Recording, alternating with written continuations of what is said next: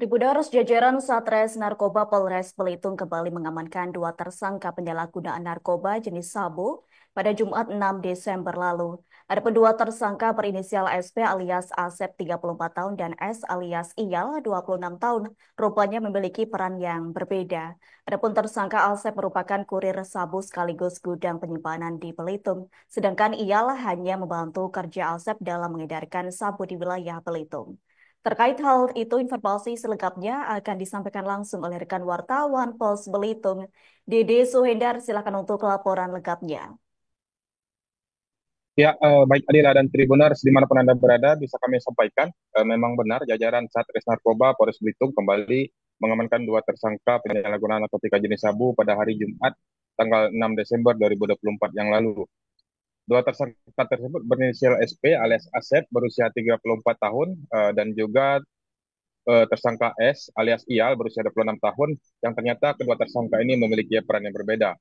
Tersangka Asep ini disebutkan merupakan kurir sabu sekaligus juga berperan sebagai gudang penyimpanan sabu di wilayah Kabupaten Belitung.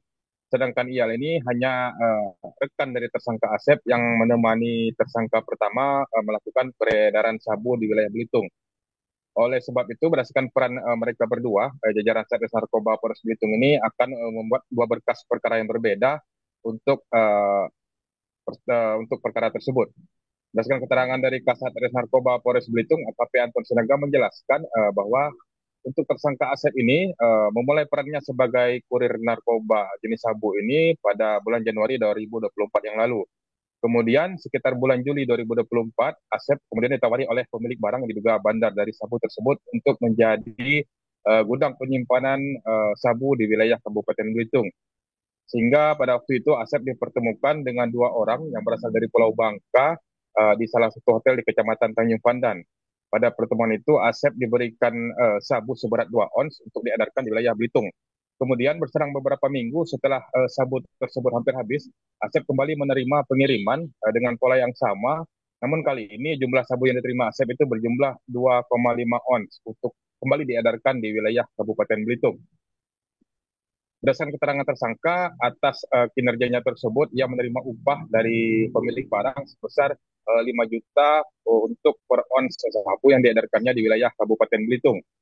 Kemudian untuk tersangka Iyal sendiri merupakan teman dari tersangka Asep, yang memang pada saat itu tersangka Asep tidak memiliki sepeda motor untuk mengantarkan sabu. Akhirnya ia meminta bantuan tersangka Iyal untuk mengedarkan sabu di wilayah Kabupaten Belitung, khususnya di wilayah sekitaran kota Tanjung Pandan. Untuk sementara ini tersangka Asep diancam pasal 114 ayat 2, junto pasal 132 ayat 1, dan atau pasal 112 ayat 2 Undang-Undang Nomor 35 Tahun 2009 tentang narkotika. Sedangkan tersangka Iyal diancam pasal 114 ayat 2, junto pasal 132 ayat 1 atau pasal 131 ayat 1 Undang-Undang Nomor 35 Tahun 2009 tentang narkotika.